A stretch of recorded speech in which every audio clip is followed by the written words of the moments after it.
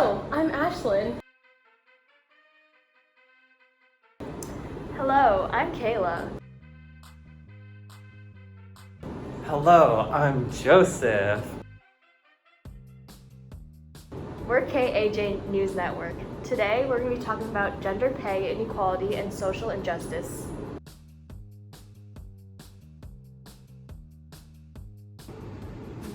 The feminist movement of the 1950s and 60s brought women into the workforce in great numbers.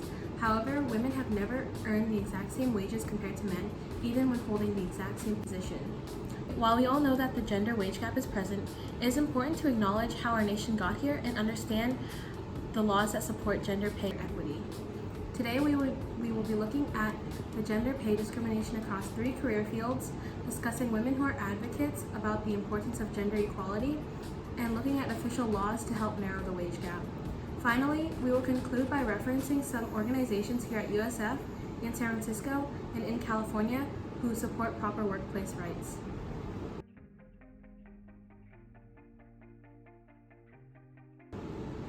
African American women are at an additional disadvantage because of their skin tone and their gender.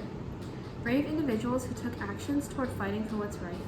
In the end, defense for women is now represented in official documents and in our history books. First, Joseph will talk about the meaning of freedom and how not all women are entitled to it. Second, he'll rewind back to the Civil Rights Movement, which was a major achievement for women of color. Finally, he will address the Equal Pay Act. Although its intention was to qualify women for equal wages, there are numerous employers that pay female employees less without violating the EPA.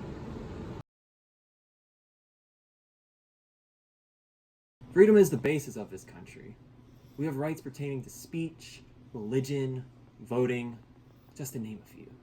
But we lack the right to have fair, equitable wages.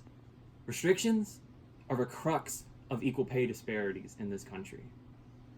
In this section, we'll go into detail on how America passed the law to regulate equitable pay. We'll discuss the meaning behind the law, as well as how this law fails to promote equal pay. To get a grand view on the road that led to an equal pay law, we must first go back in time to the growing counterculture in the American 1960s and 70s. Desegregation.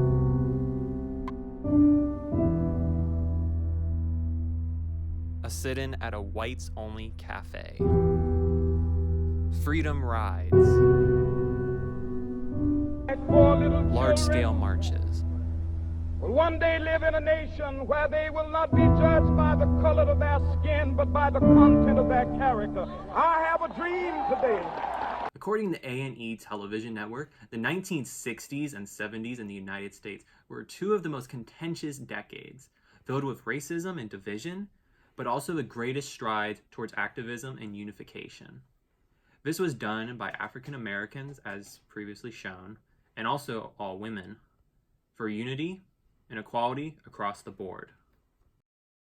From a book that deviates from conventional norms of the stay-at-home mom, to the Miss Magazines launched in the 70s, women gained a voice on topics usually hidden. Topics like abuse, opportunity, equal pay, abortion, even stereotypes. All of her hard work, all the changing norms, resulted in a law that granted equality for all. The Civil Rights Act. One section of the Civil Rights Act states that both men and women are entitled to equal pay.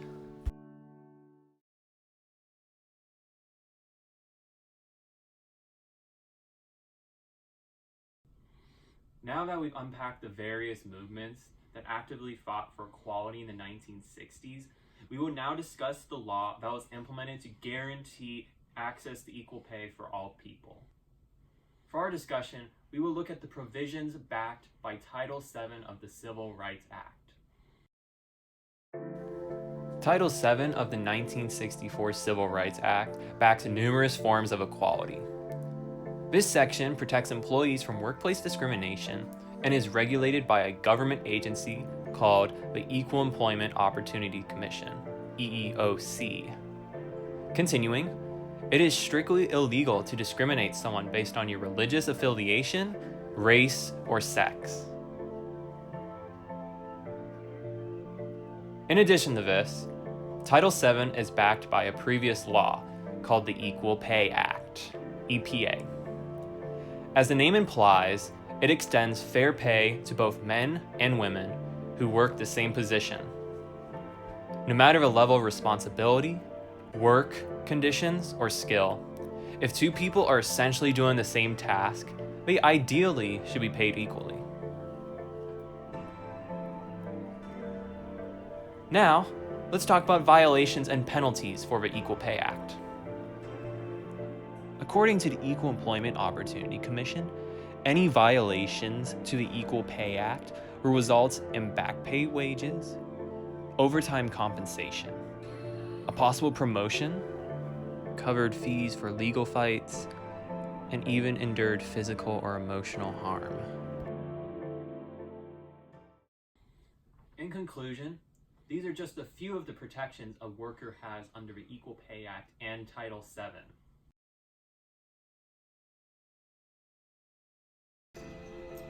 Despite the numerous other sections that grant protection to employees, the Equal Pay Act has undermining factors that limit its application and effectiveness. Many laws have workarounds or exploits called loopholes. Loopholes weaken laws for people who can get away with seemingly illegal actions with legality. A law that can't cover all fronts has these loopholes. Now let's look at loopholes in the Equal Pay Act, for there are a few. According to the Meredith Corporation, they claim that companies can make you a unique individual, meaning you are doing similar tasks that are slightly different from your coworkers. And this means that you can't compare the pay between employees easily. Adding on, Employees that must share their pay data may modify the earnings of select employees, making it very difficult to track inequality. These are just two of the limitless possibilities making equal pay a nightmare. And there we have it. A brief overview of the 1960s and the legislation that was passed due to American activism. The Equal Pay Act. It has a lot of power, but it also has a lot of shortcomings that needs to be addressed. as a wrap-up, Equitable pay is a civil liberty that is being discussed even in today's political debate. The fight to guarantee this right will require the support of many Americans, just as the agreement over other rights were as well. Thank you, Joseph, for showing us that the EPA doesn't actually defend women from equitable pay. Next, Ashlyn will take us into the history and background of the wage gap for women in different jobs.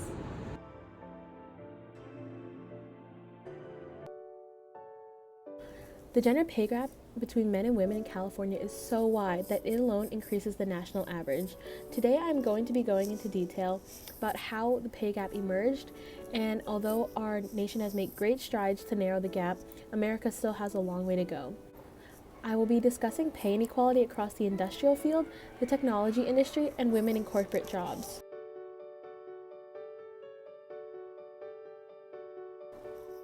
During World War II, the demand for factory workers forced employers to recruit women into jobs vacated by men who had gone off to fight in the war.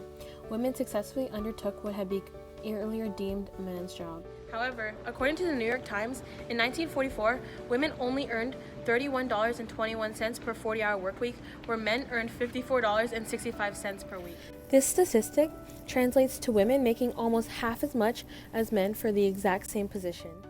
Dorothy McCann, who worked in an aircraft factory, told the Washington Post, regardless of the pay gap, she was just happy to provide service to her country. However, her love for employment abruptly ended when nearly all women were kicked out of their jobs when men came back from the war and retook their factory jobs. This event sparked the equal pay for equal work movement that transitioned from the 50s well into the 70s. next, Ashlyn will be discussing women in the tech industry, a field where women are almost non-existent. Although there have been more actions made towards introducing more women into STEM careers, Tech Republic, an online trade publication community, states that women have to compete more for their positions than men. 63% of men are offered higher salaries than women for the exact same position in the tech industry. Women become discouraged to join the tech industry and other STEM careers because they know they will be paid less and will have to compete for their position. According to Mercury News, Alicia Lent is one of 2 women in her engineering team of 12. She argues that less women are going into STEM fields because they worry when they graduate they will never get hired. Women who genuinely love the tech industry shy away from it because they know they will have to compete for their position, and when it is given, they will still make less than men. Finally, women in corporate have to fight for their right to be in business.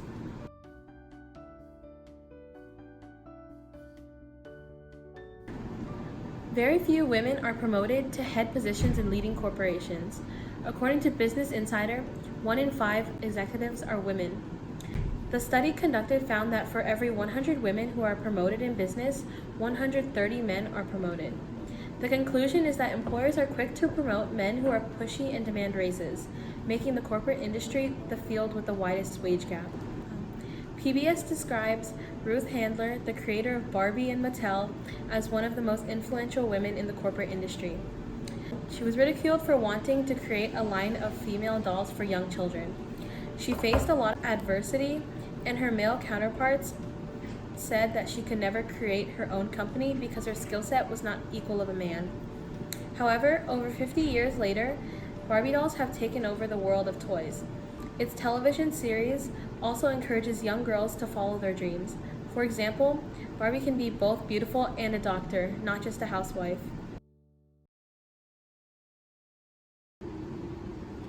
The role of women during World War II gives us a look into how important of a role they played in a male-dominant field. The gender pay gap in STEM industries prevents women from advancing and being incorporated in technology. And finally, women in corporate have to compete and provide more convincing statements over men to receive wages. Women are clearly just as important as men in professional fields and need to be acknowledged for their contributions to the workforce. Thank you, Ashlyn, for showing us across some of the most important fields of work where women are clearly struggling versus their male counterparts. Next up, Kayla will be talking about 3 activists that stood against inequality over time.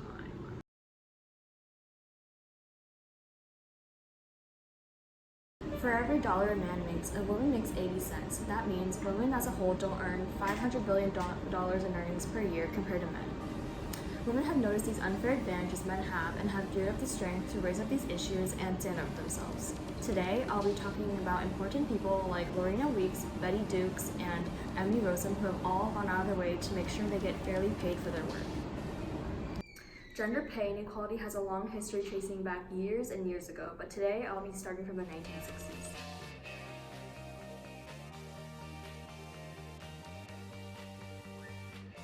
Being told that women do not need higher paying jobs because men are the breadwinners of the house, Lorena Weeks has proven that this is not the case. She broke the barriers of unequal pay between men and women. According to an article by The Medium in 2018, Lorena Weeks had to raise her siblings all on her own because her parents had passed away. She worked at the Southern Bell Telephone Company in Georgia to make a living. When she applied for a better paying position in the company, she was denied because it was apparently a job only given to men. After discovering that the company was discriminating against her because she was a female, she tried to sue the company, but her efforts unfortunately failed. Later, she discovered that the National Organization for Women had tried to help her and offered her a lawyer and legal representation. In the end, she got what she wanted, and the company paid her back the money she deserved and the job position that she applied for. A few years later, a similar case arose dealing with the store we all know, Walmart.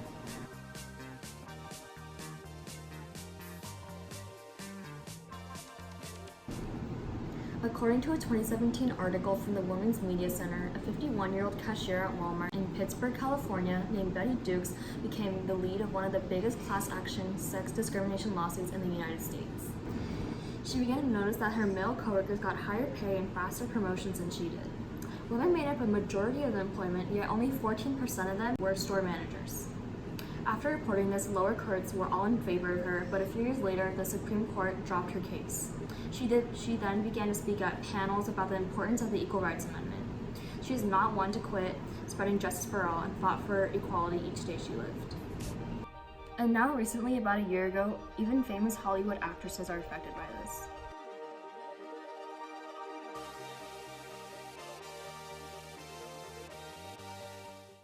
According to an article from Refinery29 in 2017, Emmy Rossum, a famous Hollywood actress for the 9-season TV show Shameless, fought for the same pay as her co-star William Macy. When she first started working for the show, she was paid less than William Macy, and she understood why. She had less experience, and Macy was an Oscar-nominated actor. As time went on, she and Macy were of similar status, and she felt that she deserved the same amount of pay. She refused to renew her contract with the show unless she was paid the same amount. After much discussion, it was confirmed that she would receive the same amount of pay as William Macy, and that if it weren't for her bringing this issue up, it would not have been resolved. Lorena Weeks, Betty Dukes, and Emmy Rossum are just a few of the many bold women figures who have stepped out of their shell to promote change in the workplace. By bringing more awareness to this issue, let's hope to bring that 20 cents women paid less lower and lower. Thank you, Kayla, for giving us a myriad of women who are extremely influential and have helped push the need for gender equality. Lorena Weeks showed us determination, Betty Dukes exemplified what it meant to be a self-driven woman, and Emmy Rossum exposed the true realities of being a lead actress in a show, but still receiving less wages for the same, if not more important role. Now let's look into some organizations at USF, in the Bay Area, and in California, whose aim is to protect your workplace rights.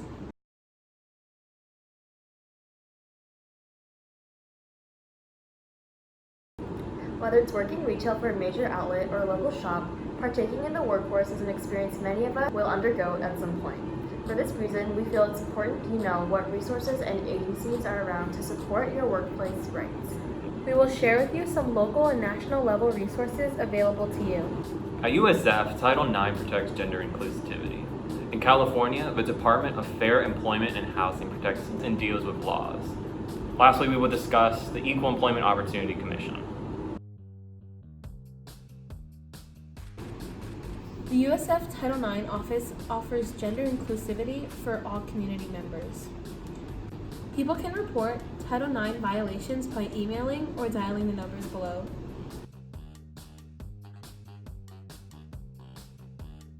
The Title IX office works against sexual misconduct, but they also deal with cases of gender-based discrimination, which includes unequal pay between genders and social discrimination. In addition to USF's local support, you can also reach out to the California DFEH branch office. Department of Fair Employment and Housing protects and enforces California state laws based around workplace discrimination, public disputes, and hate speech. If you go on the DFEH website, it gives you a step-by-step process on how to file a complaint regarding workplace discrimination. Lastly, you can contact the DFEH with information listed below. Moving on to an even larger and higher group is the U.S. Equal Employment Opportunity Commission. The U.S. Equal Employment Opportunity Commission enforces laws that make it illegal to discriminate against a person because of their gender, identity, race, religion, and more.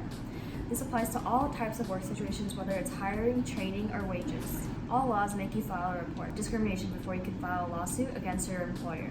You have 60 days to file a timely charge. The agency has to let the employer know that there has been a filed charge. Groups like the Title IX, the DFEH, and EEOC all try to help close this gender pay gap. Now that we know what resources we can reach out to, it is our responsibility to communicate. Please reach out to any of these groups if you feel like you are being discriminated. Although women have fought for equal pay, there is still a long road to go until we reach equality. Just like the previously mentioned women who raised the issue, it is our duty to carry on the fight to narrow the gender pay gap. Thanks for tuning in to the KAJ News Network. We hope that we have brought awareness to this issue. And lastly, we would like to thank you, the viewer, for tuning into our broadcast. KAJ signing off.